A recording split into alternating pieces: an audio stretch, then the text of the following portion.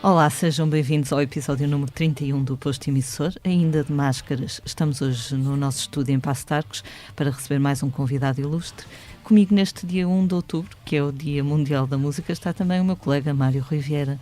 Mário, como estás hoje? Está tudo ok, tudo ótimo. Tudo jóia. O nosso convidado desta semana nasceu em Lisboa em 1962, filho de um matemático, acabou por seguir a via académica da Sociologia e também a paixão do rock, formando em 85 os Pop del Arte. A fundação da emblemática editora Ama Romanta, 2 anos depois, é outro dos pontos marcantes de uma carreira já longa e sempre eclética, marcada também pelo gosto pela literatura e outras artes. Dono de uma mente analítica e uma presença de palco carismática, João Peste é hoje o nosso convidado. João, muito obrigada por vir até Obrigado aqui. eu, portanto, um texto tão simpático.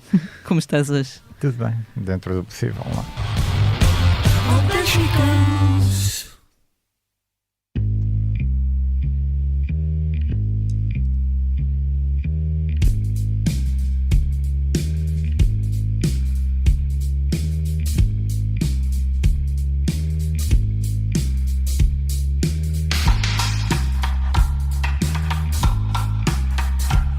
I was born in a country, an European country, surrounded by the sea and blessed by the Almighty. Os Pop del Arte vão agora finalmente apresentar o álbum que lançaram este ano ao vivo.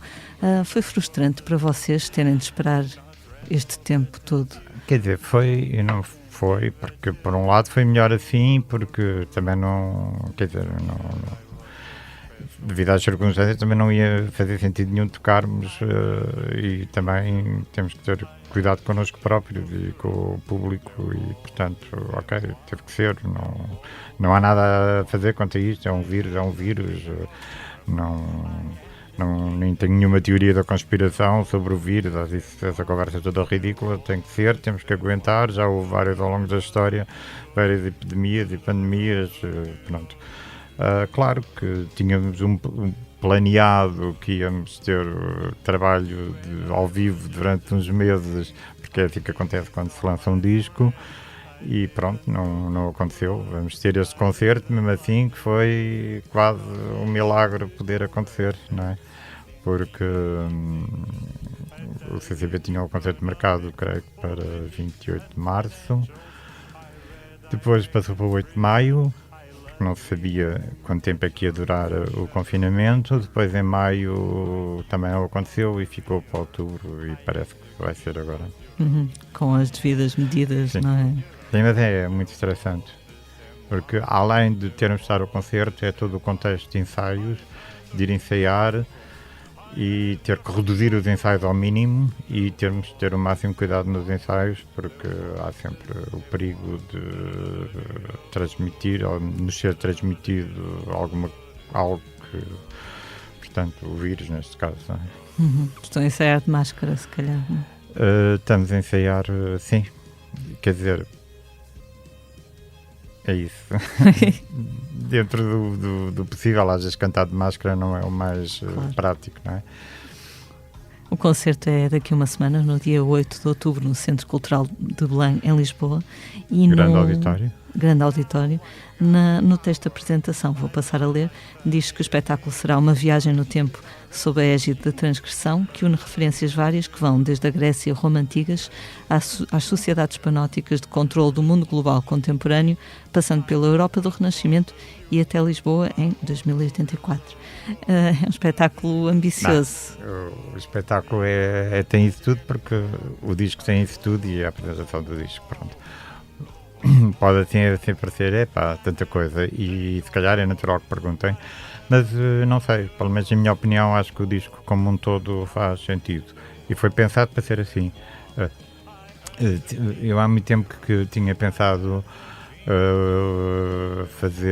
musicar um poema de Catulo, já era de antes do álbum anterior que saiu há 10 anos, portanto era uma ideia já bastante antiga. Entretanto, não aconteceu quando se fez o Contramundo e agora quis pegar nisso, mas também havia uma ideia de fazer um álbum que tivesse a ver com o tema da transgressão, porque acho que é um tema importante, e, principalmente no contexto hoje um pouco transgressivo em que as coisas acontecem. E portanto achámos que havia uma mensagem que tinha a ver com transgressão. Por um lado, a transgressão pode ser, sob um determinado ponto de vista, algo universal. Houve transgressão em vários períodos da história, portanto essa abordagem de transgressão permitiu-nos também ser um tema flexível para podermos ir a outras épocas históricas, que eram uma curiosidade que tínhamos e que nunca tínhamos feito e que até acho que é pouco feito. Tentarmos fazer como se tivéssemos viajado no tempo e de repente estivéssemos na Roma Antiga ou na Grécia Antiga ou, por exemplo, no Portugal do Renascimento. Porquê? Porque o Catulo era um poeta, embora de Verona, um poeta romano no sentido que era do Império Romano, e porque viveu em Roma e até chegou a ter um cargo político em Roma. E portanto, mas pronto, não quisemos chamar um poeta romano, é um poeta latino, mas remete para o ambiente da Roma Antiga, é do século I a.C., contemporâneo de César, aliás, a quem ele tem um poema até que é bastante crítico, depois acho que fizeram as pazes. Marco António era da geração dele e deveriam até ser amigos, possivelmente. Porque há uma série de personagens que o Catulo refere que remetem também para um círculo de amigos que o Marco António também partilhava, portanto é provável que se tivessem conhecido. Mas do Catulo, porque não, já agora, já que eu tinha estudado línguas clássicas, porque não também usar o assunto, se íamos usar um poema em latim, porque não um em grego antigo, e inicialmente pensei num poema da Safo, uma poetisa do período arcaico, século VII, a poetisa de Lesbos, que aliás acabou por originar o adjetivo que hoje é bastante conhecido, devido à sua poesia, mas acabei por optar por um outro poema. Também o Anacreonte também era uma hipótese, mas acabei por escolher um poema não do Anacreonte, mas um poema anacreóntico, que é um poema de autor desconhecido, mas feito à maneira do Anacreonte. Portanto, o Anacreonte em grego, porque significa a maneira do Anacreonte. E há uma série de poemas do período helenístico e do início do período cristão que são catalogados como anacreónticos, têm ou as temáticas ou a maneira de escrever da poesia do Anacreonte, embora não se saiba ao certo quem é o autor e por vezes nem qual é a época exata daquele poema. Estávamos com esses dois poetas, por que não fazer um terceiro? E por que não em português? E nesse caso acabámos por escolher o Camões, já que também o Renascimento, o humanismo do Renascimento liga-se muito à cultura clássica e bom, faria sentido colar esses três temas, e daí a Roma Antiga, a Grécia Antiga e o Portugal, ou a Europa do Renascimento, representada pelo poema do Camões, que também, deixando assim uma pontinha para debate até que ponto o Camões era um poeta transgressivo ou não, não é? O Camões é sempre visto pelas pessoas como um poeta chato da escola, que era obrigatório estudar, mas que queríamos quebrar um bocadinho também, que as pessoas olhassem para o Camões de outra forma, porque é muito injusto essa caracterização de um dos maiores poetas de sempre, não só da língua portuguesa, mas até em termos mundiais. E pronto, depois essa abordagem histórica fez-nos também explorar outras coisas. Há um tema que se passa no bairro do Aventino, em Roma, como se a personagem seria um ex-soldado que está numa tasca a beber vinho e a recordar os momentos de glória passados, há um hino a Apolo, pronto. Tu consegues localizar na tua vida o momento em que nasceu essa paixão pelas civilizações clássicas? Não, sempre tive, não sei, talvez provenha da banda desenhada do Asterix e do Alix, quando eu era miúdo. Lembro-me que das primeiras bandas desenhadas que li foi a Asterix e a Cleópatra, e pronto, e sei lá, são coisas que ficam. Mas sempre houve alguma presença disso, mas sempre com um olhar contemporâneo, acho que na música dos Pop Del Arte. Sim, sim. Às vezes não tão explicitamente, mas procurarem acaba por estar lá mais ou menos diluído. Aliás, a capa do Free Pop já remete para isso. Claramente uma letra dos Ácido Oxibordel, que era o Distante Domingo também, aborda o mito de Narciso. Portanto, aqui sentimos mais à vontade porque havia mesmo, ok, temos a transgressão e podemos pegar em coisas transgressivas de outros períodos. O tema permitia facilmente, como podemos pegar em coisas que têm a ver com as sociedades atuais. A transgressão tem esse o conceito e o tema permitia-nos fazer isso sem grande choque, creio. Não é? Pelo Com menos na minha liberdade, opinião, não é? não é? Pronto. Mas também há uma canção de 2084? Sim, há também uma que remete para o futuro, que seria um encontro entre o Minotauro e o Picasso em Lisboa em 2084. Como é que tu vês Lisboa em 2084? Sei lá, como descartado a anunciar o encontro entre o Picasso e o Minotauro. Não sei se serão MUPIs, se calhar será algo mais sofisticado. São hologramas. Hologramas, exato. Possivelmente hologramas. Se calhar que nós nem conseguimos conceber, mas pronto. Tu, numa entrevista ao Jornal de Negócios recente, falavas dos efeitos da pandemia e a forma como as desigualdades se acentuaram, e isso vê-se muito na vida dos músicos. Quem não tem outros incomes, outra forma de ganhar dinheiro, acaba por se ver numa situação complicada. Como é que tu viveste essa situação? Fazes outras coisas além da música? Não tenho feito, sinceramente.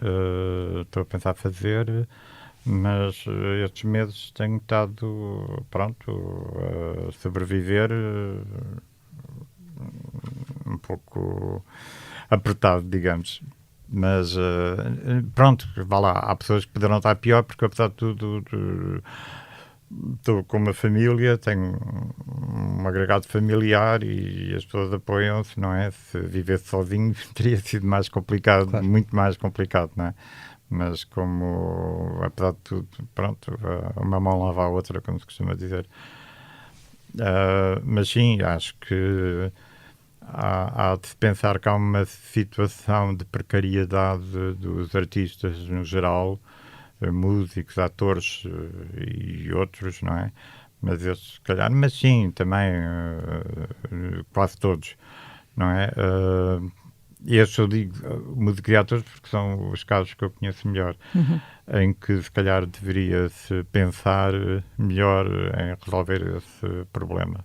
Talvez seja agora... Há problemas ligados com os recibos verdes, com um eventual subsídio de desemprego, porque... Que não é pedir muito, não é? Ou que não é possível pedir, porque se a pessoa tem recibos verdes não pode pedir subsídio de desemprego. Agora a pessoa sabe que vai estar um ano sem trabalhar, poderia pedir um subsídio de desemprego. Mas se pede o subsídio de desemprego, deixa de poder passar recibos verdes, porque deixa de ter atividade. Se deixa de ter atividade, por exemplo, se aparece algum trabalho, mesmo que seja só um, esporadicamente já não pode fazer, ou se for autor, não pode receber direitos de autor, porque durante aquele período, porque está... Sei lá, são pormenores, mas que... Burocracias que nada facilitam. Aliás, já em França houve contestação há um tempo, até foi durante aquele período da Troika, por causa exatamente da questão da precariedade dos artistas e da questão dos recibos e dos subsídios. Mas cá pouco se fala nisso, pronto. Eu falei uma vez, foi um encontro que houve com o atual Primeiro-Ministro, António Costa, que foram convidadas várias pessoas da cultura para um encontro no Odd Club, e as pessoas, portanto, convidaram várias pessoas e iam falar de assuntos que tinham a ver com a cultura, ou supostamente tinham a ver com a cultura. Eu ia ouvir, tinha umas pessoas para tocar, pronto, ela é uma pessoa simpática, eu pelo menos acho. E eu fiquei muito admirado. Não foi com o António Costa, pronto, porque ele estava lá, o seu papel era ouvir e depois tentar transformar aquilo, ou a equipa dele transformar aquilo para pôr no programa que iam fazer para as eleições. Mas o que eu fiquei espantado foi que a maioria das pessoas da cultura, a única coisa que falaram foi em dinheiro, em subsídios, em quanto é que iam receber se ele fosse amanhã para o governo, como é que ia ser, quanto é que iam receber. E fiquei... pronto, eu falei nessa questão da precariedade, que é uma questão transversal a toda a gente, tirando aí esses muito importantes que se calhar só estão preocupados com o seu próprio subsídio, mas olharam para mim como se fosse assim um pindérico que estava para ali a falar de coisas que não interessavam nada, enquanto eles estavam a discutir os milhares de euros que iam ser atribuídos em subsídios para ali e para lá. E é essa falta de... Agora, de repente, quando foi a pandemia, é que repararam, espera aí, mas os artistas estão numa situação precária. Espera aí. E tu sentes que esse discurso que acabou por se tornar mais veemente agora vai mudar alguma coisa, ou sentes que passando a pandemia... Passando a pandemia vai possivelmente voltar ao mesmo, não sei. Mas pronto, os próprios agentes culturais não lutaram nem chamaram a atenção para esse problema. E, nesse caso, lembro-me, acho que era um tema que se calhar devia ser central e é mesmo uma coisa que só os políticos poderão resolver, não é? A questão dos recibos verdes dos artistas e toda a situação que existe. Pronto, e é uma classe, digamos assim, não sei se gosto muito da palavra, mas neste caso serve uma classe profissional que parece não ter muita consciência do seu papel nem da sua condição. Também falta, há bocado falavas de transgressão e falávamos por causa do álbum, também falta alguma transgressão nesse sentido da parte dos artistas? Sim. Aliás, podiam fazê-lo até sendo artistas de uma forma mais original, mas eu de repente pensei que estava numa reunião de empresários e não numa reunião de pessoas da cultura, de empresários, empreendedores que estavam ali a discutir quanto dinheiro é que iam investir e quanto dinheiro é que iam receber e quanto dinheiro é que iam lucrar. Isso chocou-me um pouco, mas como já não sou propriamente um miúdo, não devia me surpreender, não é? Já devia saber, já vivi muitos anos para saber que é mesmo assim, não é? Mas enquanto as pessoas não mudarem essa mentalidade, as próprias pessoas do meio artístico e do meio cultural não se vai mudar nada. Mesmo que até quem esteja no poder até tenha boa vontade para o fazer, que até acredito que fosse o caso, se calhar não poderia fazer muito, mas até acredito, até o facto de ter marcado a reunião demonstrava uma certa, pelo menos vontade em auscultar a opinião das pessoas. As pessoas estavam mais viradas, cada uma para saber quanto é que ia receber. Se calhar mais para o imediato em vez de... Para o imediato e para si próprios. Isso também é uma coisa que falta, uma união. Dizeste da classe, não gostas muito da palavra, mas falta uma voz mais... sentido de classe profissional, não é? Sim. Mas falta uma voz mais coletiva. Pois. Voltando à tal entrevista no Jornal de Negócios, que era bem interessante, tu disseste que nos anos 60 apareceram os hippies, depois os punks, depois as raves e depois... É muita coisa, entre elas. Exato, mas que este século estava a ser pouco transgressivo. E houve alguém que, aliás, algumas pessoas que no nosso Facebook comentaram e perguntaram, então e o hip-hop? Então e isto? Então e aquilo outro? Mas eu podia ter falado do hip-hop, mas o hip-hop não apareceu no século XXI. Pois, é verdade. Não é? Quer dizer, concordo perfeitamente com o hip-hop, independentemente do estado em que esteja agora, que apareceu, mas sinceramente digam-me algo de completamente... O hip-hop, sim, quando apareceu era algo completamente original e completamente novo.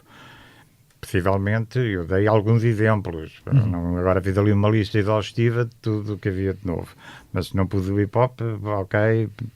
Peço desculpa, ponho agora, não é? Como se calhar, não sei, falei no psicodelismo, ou numa série até às vezes havia mais movimentos e submovimentos que apareciam, o glam rock, sei lá, montes de coisas, pronto. Agora, digam-me algo de totalmente novo do século XXI São mais subgéneros, não é? Que vão aparecendo. Sim, e às vezes reciclagem de coisas, ou mistura de géneros, ou reciclagem de coisas que havia. E eu não estou a dizer isto com nenhuma arrogância, eu gostava que houvesse, e gostava de ser surpreendido, até porque eu gosto de música, mas parece-me um facto, não é? Não achas que isso tem mais a ver com uma individualização das coisas? Se calhar não há tanto géneros musicais, mas se calhar há um ou outro artista pontual que de alguma maneira transgrida à sua maneira, mas apesar de tudo não está inserido num movimento, seja ele espontâneo ou algo que agrupe. Sim, poderá ser, mas isso já lá está, já tem a ver com as condições sociais em que as coisas Claro. se passam, porque a individualidade do artista nunca deixou de existir quando houve estes movimentos, Claro. não é? Quer dizer, ouvimos vários artistas ou de punk rock, ou de hip hop, ou de heavy metal, ou do que for, e cada um tem a sua personalidade e às vezes até muito vincada, não é? E, portanto, acho que uma coisa não impede a outra, não é? Acho que a própria cultura jovem estava sempre a gerar uma série de novos movimentos artísticos, ou novas correntes, ou novas estéticas, ou o que fosse. Não eram só novas modas, não é? E hoje, com a distância, conseguimos ver que era mais do que isso. Tinha a ver também com as condições sociais em que os artistas viviam, porque realmente o contexto dos hippies nos anos 60 era diferente dos punks 10 anos depois. Para já a pressão era outra, havia a Guerra Fria é comum aos dois movimentos, mas enquanto os hippies aparecem num movimento de contestação da guerra do Vietnã e de uma procura de peace and love por contraponto à guerra que estava a acontecer e era real e que muitos jovens tinham que ir, principalmente das classes mais baixas e média, para a guerra obrigados, e enquanto o punk já surge num contexto de problemas de desemprego, de crise económica. Londres, por exemplo, tinha estado com uma greve do lixo enorme, a Inglaterra a sofrer a greve dos mineiros, com uma repressão enorme dessa mulher horrível que era a Margaret Thatcher, que alguns hoje glorificam, mas que para mim é das figuras mais sinistras da minha juventude. E pronto, isso tudo fez com que de repente houvesse um sentimento comum de revolta, e já que não era o mesmo discurso pacifista e meio, como é que é dizer, naif, talvez, meio utópico dos hippies, mas era um discurso mais duro, mais radical. Isso tinha a ver com as próprias mudanças sociais que tinham acontecido nesses 10 anos. É um curto espaço de tempo, mas a verdade é que elas aconteceram e são contextos sociais diferentes, e as juventudes desses períodos reviram-se em movimentos estéticos ou musicais diferentes. Agora também estamos a passar por uma altura de crise e pior virá, não é? De grandes mudanças. Será que vai ser daqui algum movimento? Mas crises, aliás, o capitalismo atual até vive muito das crises que vai criando e superando, que é quase uma estratégia de sobrevivência. Mas isso agora era outra conversa. Mas a questão é, não chegámos ao fim da história, nem ao melhor dos mundos, para que de repente tivessem deixado de aparecer movimentos desse género, não é? Portanto, onde é que falha a dinâmica para que isso aconteça? No fundo é mais essa a questão, que eu acho que é uma questão quase sociológica, histórica, que deveria ser se calhar analisada e que a seu tempo será, não é? Uhum. Ou então também profundamente enganado, também é outra hipótese, não é? Há bocadinho dizias que gostas de música, o que é evidente pela forma como falas dos vários géneros. Lembras-te quando é que essa paixão surgiu? Eu era o mais novo de vários irmãos e com uma grande diferença de idades, porque a minha mãe tinha tido 2 casamentos, ou melhor, tinha tido só um primeiro casamento, teve que esperar pelo 25 de Abril para poder fazer o segundo. E, portanto, tinha um irmão que quando eu nasci já tinha cerca de 20 anos, ou 19. E outro com 17, outro com 15, isso quando eu nasci. Portanto, quando tinha discos em casa que eles ouviam e que eram, de por cima, como esse primeiro marido da minha mãe era diplomata e estava em Paris e viajava muito, eles tinham discos, por vezes, de coisas tipo Beatles e da Motown, de Stevie Wonder, Four Tops, sei lá, um monte de coisas, pronto. que agora, os Walker Brothers, lembro-me. E habituei-me sempre a ouvir discos, portanto, desde quase 4, 5 anos, que era uma coisa que eu fazia, era chegar ao giradiscos e pondo os discos e ouvindo, e já tinha algumas coisas que eu preferia. Eu gostava muito do Richard Talvider dos Four Tops, não sei porquê. E pronto, portanto, comecei mesmo muito cedo a lidar com discos e a mexer com discos. Depois havia outros discos, também havia discos de música clássica, música portuguesa, eventualmente. Lembro de termos um EP do Zeca Afonso, cantava Fados de Coimbra, acho eu.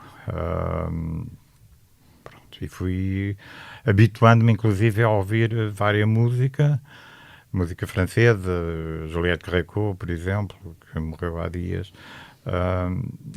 Piaf, Brel, música clássica, Stravinsky, Beethoven, e pronto, fui desenvolvendo um gosto musical e, por sorte, não tinha discos que me levassem para outras áreas que eu acho de gosto mais fácil ou mais suspeito. Mas essas coisas apareciam na televisão e geralmente havia um discurso crítico em relação a elas, não é? Havia sempre a televisão estava ligada, mas quando aparecia aquelas coisas, vá lá, do nacional cancionetismo ou isso assim, era a risota, pronto. Okay. Ou os meus irmãos gozavam, ou era o meu pai que gozava, e pronto, não vou dizer agora o que diziam, e não interessa. Mas habituei-me também a olhar com sentido crítico para as coisas, não é? E a distinguir certa música que era feita de uma forma, se calhar, menos digna ou não, sem preconceitos. Por exemplo, nunca gozaram com a Amália, por exemplo, não é? Com certeza, pronto. Não tinha nenhum disco da Amália em casa, porque não... A única coisa próxima de fado que havia era esse disco de Fados de Coimbra do Zeca Afonso. Não eram muito virados para o fado. Ninguém. Mas, por exemplo, lembro-me que a Amália era, sim, era respeitada. Era respeitada. Portanto, até acho que as críticas faziam sentido, e é bom, porque as pessoas também estarem a ver televisão, ou seja o que for, se calhar é o que acontece hoje muito, sem um sentido crítico, depois dá no que dá, não é? As pessoas acreditarem nas fake news e nisso tudo, não é? Embora seja um problema mais complexo, mas se calhar está tudo interligado, não é?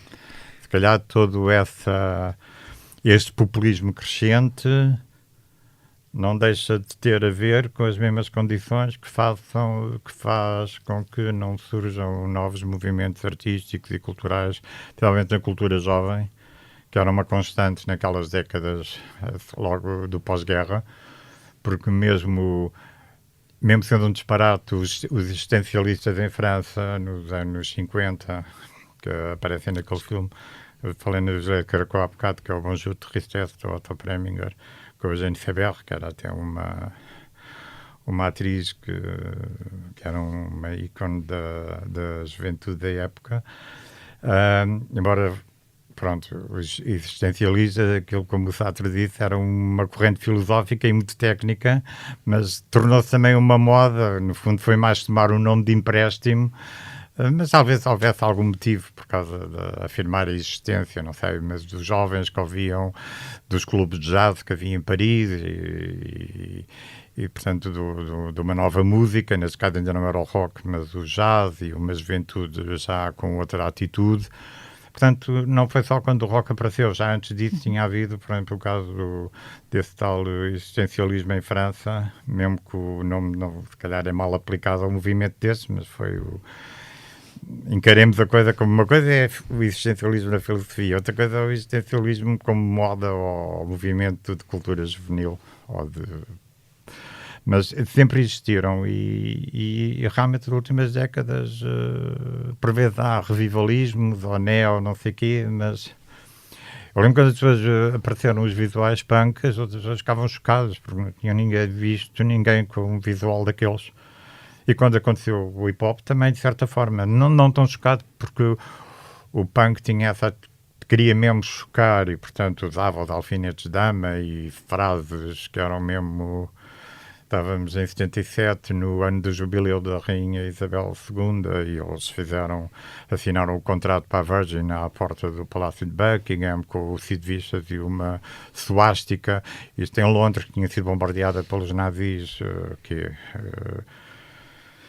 20 e tal anos antes, não, 30 anos antes, não é? Portanto, era uma coisa recente, não é? E a rainha em questão ainda não era rainha, mas tinha intervindo ativamente, pelo menos na guerra, a ajudar feridos e isso assim. Portanto, toda a atitude era de provocação, até às vezes era mal entendida. Dizia, estes são os neonazis, mas quem tivesse mais atento percebia que não eram nazis, não é? Nem tinha nada a ver, mas havia essa coisa. O hip-hop realmente eram também visuais diferentes. De repente víamos uns fulanos com correntes de ouro muito grandes e todo um aparato também cénico. As correntes de ouro que simbolizavam os escravos e que agora as correntes dos escravos mostravam o novo poder negro com as correntes, agora eram correntes de ouro. Havia um simbolismo nisso, mas tudo isso eram coisas. E pergunto onde é que é que surgiu de novo nestes últimos 20 anos. Se me souberem dizer, eu agradeço. Eu gostava que houvesse, não estou aqui a regozijar-me com isso, não estou a dizer, antes é que era bom. Não é o de antes é que era bom. Aliás, o problema é tentar perceber o que é que se está a passar para que isso não aconteça. O que é que se quebrou ou não. O que é que se perdeu? O que é que se perdeu, o que é que mudou para que isso seja... Se é pior, se é melhor, não sei. Estavas a falar disso, eu lembrei-me de como é que tu olhaste para o grunge, por exemplo? O grunge, de qualquer forma, tenta ser algo novo, mas já começa a ser um pouco uma reciclagem, mas ainda lhe dou o benefício de ser algo...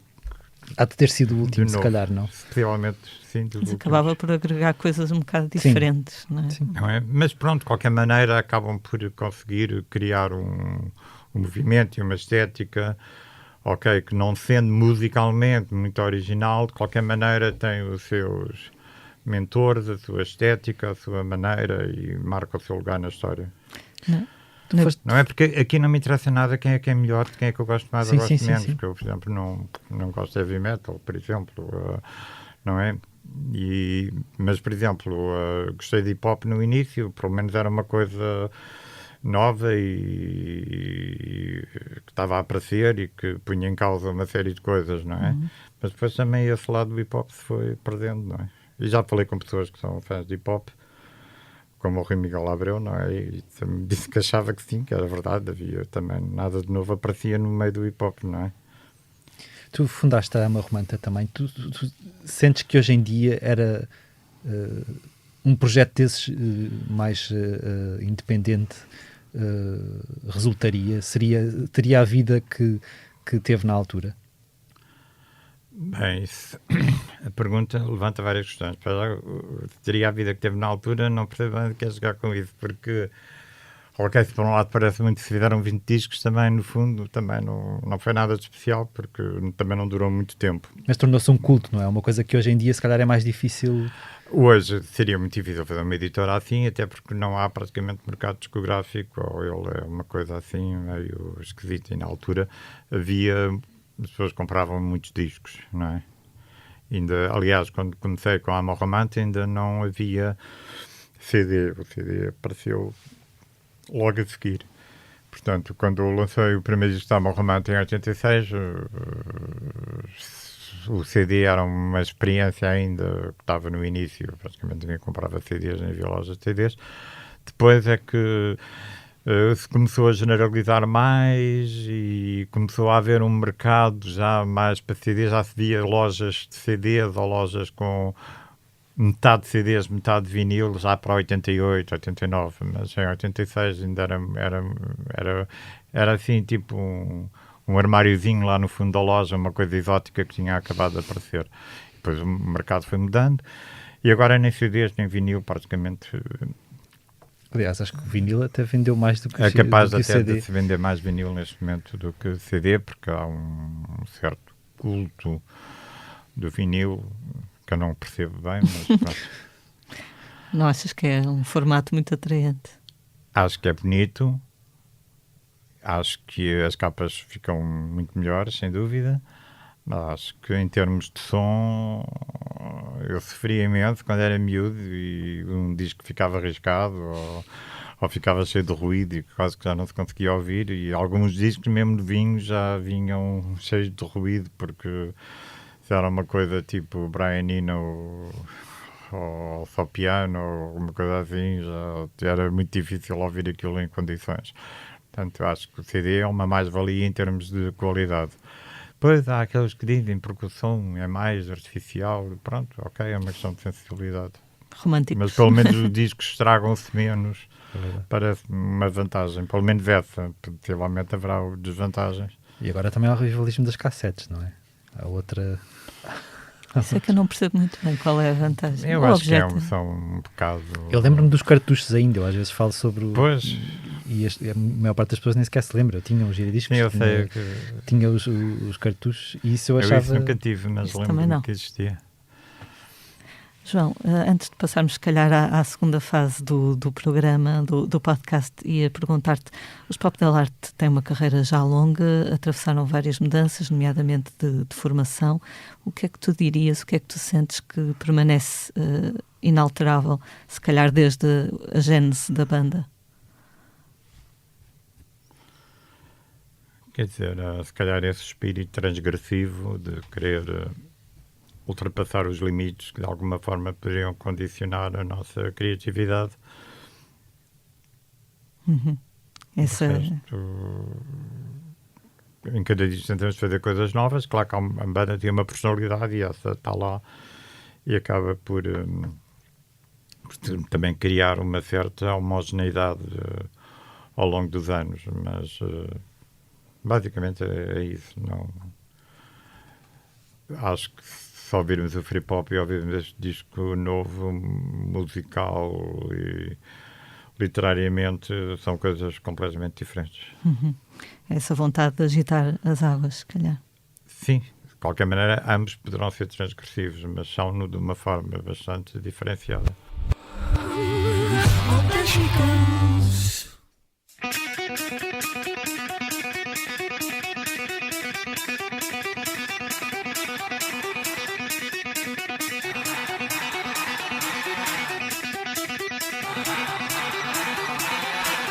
Vamos então agora passar para os assuntos que marcaram esta semana, e um desses temas é o regresso dos AC/DC. Depois de muitos meses, eu diria que até alguns anos de boatos e especulações, a banda partilhou nas suas redes sociais que está de volta com uma formação reforçada, digamos assim. Ao Angus Young e ao Cliff Williams voltam a juntar-se o vocalista Brian Johnson, que estava fora da banda há alguns anos porque tinha perdido a audição, não sei o que terá feito entretanto, alguma operação eventualmente, e o baterista Phil Rudd. Exato. Phil Rudd, que também há 6 anos estava afastado da banda, mas isso foi porque ele... Houve uma polémica aí, não foi? Ele acho que ameaçou matar alguém, esteve preso, ou pelo menos... mesmo a matar. Não matou, ameaçou matar, apenas. Eu, por acaso, eu estou-me a rir, não tem graça, mas nessa altura eu fui à Alemanha para entrevistar o AC/DC e estávamos a fazer uma escala na Suíça, acho eu e a pessoa da editora, que entretanto foi ao telemóvel e disse: o baterista deles foi preso. E depois logo recebemos... Ficaste automaticamente proibida de falar sobre... Sim, recebemos logo a informação de não há perguntas sobre isso na entrevista.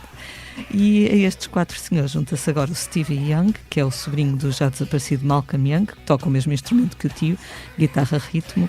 Esta informação toda apareceu com o termo Power Up, que as pessoas estão a imaginar, os fãs, que venha a ser o título do próximo disco dos AC/DC. O que eu acho curioso nisto é que isto está a ser o tema da semana e estamos a falar de rapaziada que está ali na casa dos 60, 70. A idade já não conta muito para estas coisas do rock, João. Não sei, acho que conta é o produto musical que as pessoas fazem e de antes, e em alguma era cultura jovem, o pop começou a fazer cultura jovem, portanto a idade tinha uma certa importância, ao contrário do jazz, que nos habituámos sempre, até quando era como o vinho do Porto, quanto mais antigo, por vezes até melhor, não é? Nos últimos anos as coisas mudaram um pouco, porque os músicos também sobreviveram e alguns já têm até bastante idade, às vezes continuam a fazer coisas, que é quase o nosso caso também, mas acho que a idade por si só Não diz nada. não me diz nada. Não. No caso dos AC/DC, pessoalmente acho que não fazem falta nenhuma, mas é uma questão de opinião. Nunca fui grande fã. Consigo compreender ali, realmente, o Back in Black, não é? Que é com algum impacto. Sim, algumas coisas eu até consigo compreender o fenómeno, mas na altura em que surgiu, agora não sei. Claro. O Mário vai falar de outro tema. Mas é assim, já assistimos também até aos Queen sem o Freddie Mercury e aos Doors sem o Jim Morrison. Já se fala. Portanto, em eu acho digressões. que estes aqui ainda estão lá, meio múmias, mas ainda são os mesmos. E eu acho que é uma questão de negócio, não é? Enquanto der para explorar, ganha e vão encher estádios e pronto, ok, é o dinheiro que conta. É a exploração de uma marca, no fundo. É a exploração de uma marca, no fundo, a AC/DC é uma marca que vende, ou é um grupo no sentido de um grupo que faz música no sentido artístico do termo. Eu creio que é mais a primeira hipótese, não é? Uma marca que vende e, portanto, vamos aproveitar e pronto, é o mundo em que vivemos. Claro. O Mário vai falar de outro tema, infelizmente, muito atual. Sim, no seguimento do prolongamento da proibição até ao final do ano dos festivais e eventos análogos devido à pandemia de Covid-19, foram esta semana anunciados um adiamento e um cancelamento. Não sei se posso dizer esta palavra feia ou não, de cancelamento, mas porque toda a gente a evita ao máximo. O ID No Limits, que estava marcado para 13 e 14 de novembro, passa para os dias 9 e 10 de abril de 2021. Mantêm-se confirmados no cartaz do Festival do Estoril nomes como Kelsey Lu, Reggie Snow, Cuckoo Chloe ou os portugueses Varwell, Pedro e Last. Os bilhetes já adquiridos são válidos para as novas datas. Quanto ao tal cancelamento, se é que nos é permitido dizer, trata-se do Festival Lisboeta Superboc em Stock, que só volta a realizar-se nos dias 19 e 20 de novembro de 2021. Segundo a promotora Música no Coração, o evento não se realiza este ano devido à restrição de circulação de artistas internacionais e à lotação reduzida das salas de espetáculos, onde geralmente o festival decorre. Contudo, a 18 e 19 de novembro deste ano acontece na Altice Arena o evento Rádio SBSR.fm em sintonia, contando com atuações de Prof Jam e Benji Price, Capitão Fausto, Papillon e B Fachada, entre outros. Proibição ou simplesmente os festivais não acontecem porque os promotores não os querem fazer, porque não é lucrativo, porque não há lugares. É mais ou menos o que aconteceu com a Avante, não é? Não é? É permitido fazer desde que cumpras aquelas Portanto, não foi regras. proibido, não é? Foi proibido aquilo que... É quando foi a questão da festa do Avante, houve muito essa polémica. Os outros foram proibidos e a festa do Avante não está a ser proibida. Depois soube que afinal os outros não estavam proibidos. Eles não os quiseram fazer porque acharam que não teriam o lucro que queriam ter, ou poderiam até ter prejuízos, já não sei. Enquanto a festa do Avante, pronto, também tem outra marca com outras características. A festa do Avante, no fundo, tinha músicos portugueses, não é? Na verdade, os festivais, como nós os conhecemos, os grandes festivais de verão, os Nós Alive, os Superbocs, vivem muito dos artistas internacionais que vêm, que não poderiam vir. Portanto, na verdade, é uma proibição dos festivais como eles... se realizam normalmente, não é? Proibidos não estão, mas... Proibidos não são, em rigor, não é? Só isso. Porque senão, quer dizer, a festa do Avante seria um absurdo se os outros estivessem proibidos, mas não estão, não é? Sobre a festa do Avante, queria só dizer que, independentemente do que se pense, é dos poucos sítios onde música contemporânea, jazz, música de vanguarda tem um espaço e nos outros festivais não tem. Por vezes até se diz, mas a festa do Avante é igual aos outros festivais. Não é. Embora o modelo até dos outros festivais fosse um bocadinho a cópia da festa do Avante, porque ela é mais antiga, eu acho que há ali cumpre até uma função importante em termos culturais, que é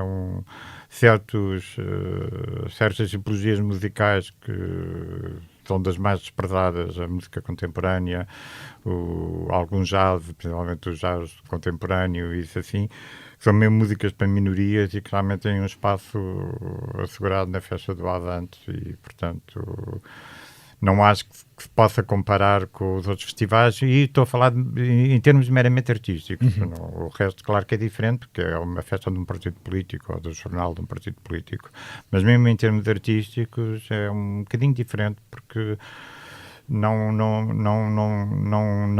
tem o mesmo objetivo de um público para bandas que chamam massas de público e grandes públicos. Não, tem, por vezes atua mesmo cirurgicamente para minorias e para nichos de mercado e de público, o que apesar de tudo é louvável, não é?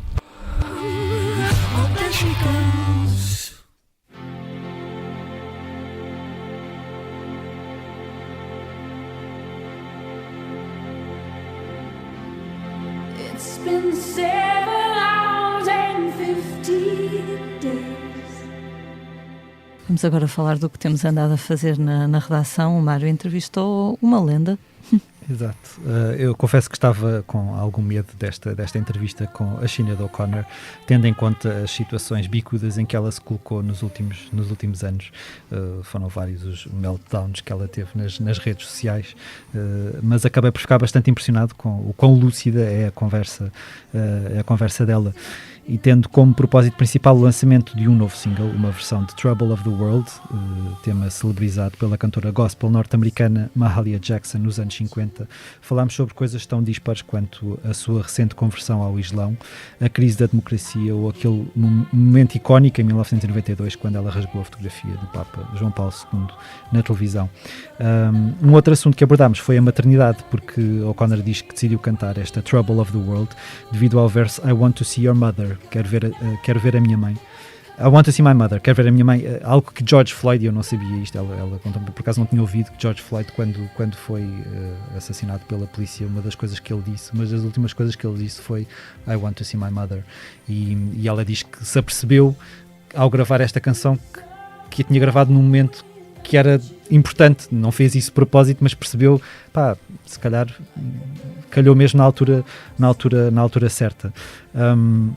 Sobre a sua própria condição de mãe, ela disse que não se considera a melhor do planeta, mas que deu aos filhos uma grande autoestima e disse, e vou citar, dá-lhes tanta autoestima que eles me podem dizer para me ir lixar. Ela não disse lixar, disse aquela palavra que começa com F, quando estou a ser cretina para eles.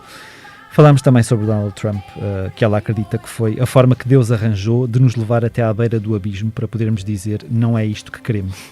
E acrescentou que temos todos o direito de protestar a sua existência do Presidente dos Estados Unidos, mesmo não sendo americanos, porque qualquer Presidente dos Estados Unidos é a pessoa mais influente do mundo depois do Papa. Ainda lhe perguntei sobre a sua relação praticamente inexistente com Portugal, e ela recordou que esteve em Portugal a atuar com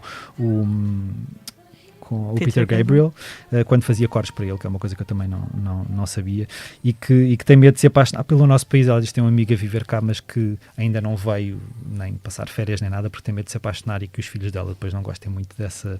Ela tem uns quantos filhos, não é? Tem vários filhos, sim. Entretanto, esta entrevista pode ser lida na íntegra no Expresso, que sai já este próximo sábado. Ela tem muito sotaque irlandês. Por acaso não, eu estava com medo de não... Não conseguiste perceber bem. Pior geralmente são escoceses. Escoceses, sim. É mais difícil, irlandeses, e ela tem um sotaque bastante fácil de perceber.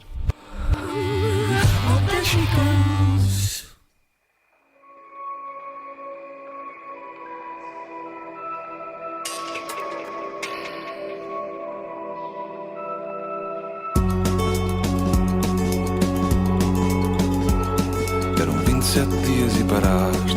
Não pensaste, não contaste, não agarraste. Eram 27 partes de um olhar, aquele que tu nunca vais querer parar. Agora vamos falar sobre os discos que temos andado a ouvir. Estou a explorar-te um bocadinho, Mário, mas tu perceberás. Depois pago-te ali qualquer coisa no refeitório à hora do lanche.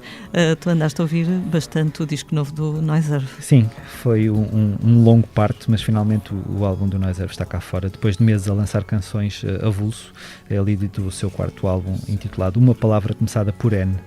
Aquilo que posso começar por dizer à partida é que a voz dele está cada vez mais bonita, quer quando cantava em inglês, quer agora que se dedicou a escrever integralmente em português. As as canções trazem sempre uma dose de melancolia, que eu acho que só não nos atiram para uma depressão profunda, porque tem sempre um bocadinho de mel ali na voz dele.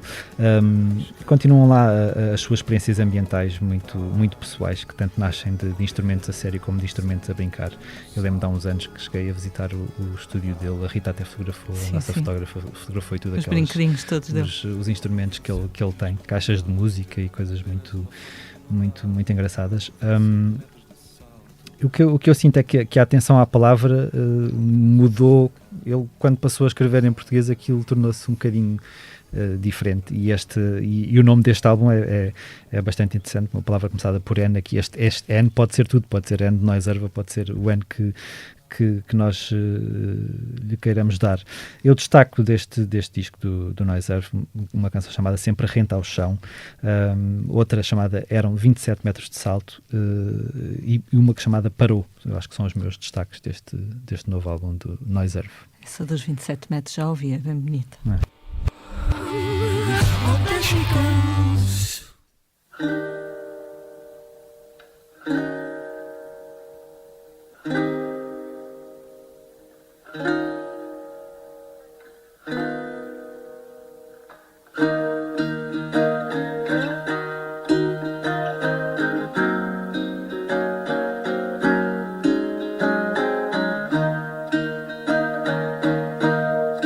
Ando à procura de um túnel no tempo, um gesto incauto que me empurra. Depois dos discos, os concertos que vamos poder ver nos próximos dias, já hoje, dia 1 de outubro, acontece no Coliseu de Lisboa a FNAC Livebox Edition, com Clã, David Fonseca, Lena D'Água e Castilho, entre outros. A entrada é grátis. No domingo, 4 de outubro, há Mão Verde, o projeto infantil de Capicu e Pedro Geraldes, no Teatro São Luís, em Lisboa. A 5 de outubro, Manuel Cruz e JP Simões tocam na Feira de Ilustração de Setúbal. Na terça-feira, dia 6, há 2 concertos grandes, digamos. Luísa Sobral no Teatro da Trindade, Samuel Lúria no Tivoli, ambos em Lisboa. E na quinta-feira, dia 8, temos então os Pop del Arte no Centro Cultural de Belém para a estreia ao vivo do seu álbum deste ano. As utopias começavam a ser da história do Ocidente. Portanto, eu falava das utopias e depois das levas.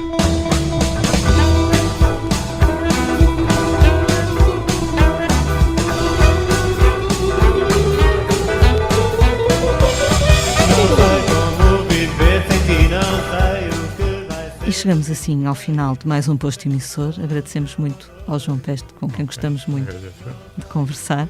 Esteve também neste posto emissor o jornalista Mário Rui Vieira. Eu sou a Lia Pereira.